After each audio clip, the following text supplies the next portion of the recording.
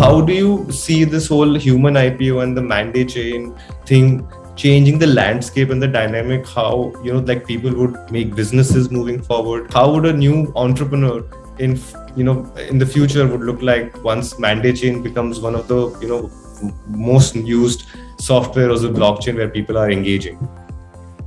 I think entrepreneurs will look more like artists in the future.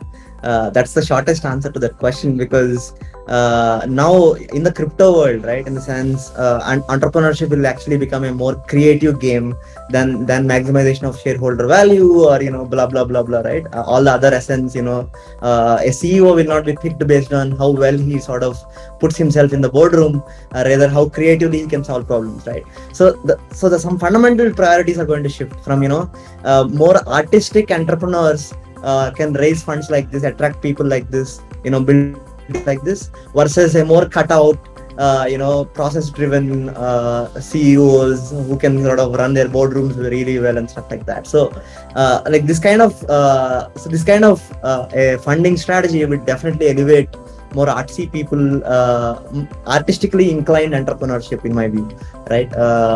Because if you take NFTs. If we can sort of make JPEGs really valuable, that they're traded again and again for millions of dollars, why can't a great entrepreneur's token be the same thing, right? In the sense, because it represents a similar kind of potential, right? So that's the idea, in the sense. So I think it's more community builders, artists, people who work from their heart, people who give more value to their creative freedom. For that kind of entrepreneurs will flourish in this kind of a setting, versus the more cutout, I would say neurotypical founders, who can manage your boards better, or who can sort of fit into the entire VC ecosystem or stuff like that. So I would see a new generation of entrepreneurs coming with this kind of a fundraising strategy if it really works out. Imagine this like a network, right, where there are a lot of entrepreneurs and a lot of investors looking at people and investing into them. So the dynamics of this would really shape into two ways, right? One is an investor is going to sort of probably, like, because of the nature of technology, they can invest like $10 each into each person, right? They don't really have to go all in on one guy or stuff like that.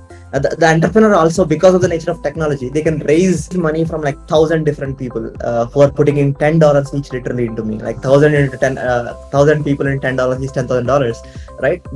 So what I'm seeing really is, for this kind of a method to take off, investors divesting their bets on a lot of people who have potential, by doing small chunks of investments, and people, entrepreneurs like me, getting money from a lot of investors, investor community that they can attract, right? So what happens because of this is the entire gatekeeper way of getting funded, in the sense, for example, if you're an IIT guy, if you're picked up by YC or Entrepreneur First, and then by Sequoia, then you get your follow-on rounds of funding, right? In the sense, that's how the entire venture ecosystem functions. It's like a mob, literally, right? In the sense, ground up. Versus, what if you're an independent guy? You have potential. You have a great story. You have a compelling idea. You have a track record of building value, right? In the sense, but just that you don't have credentials, or you don't fit into the regular rut. Like, how do you raise money? So that's the idea, in the sense.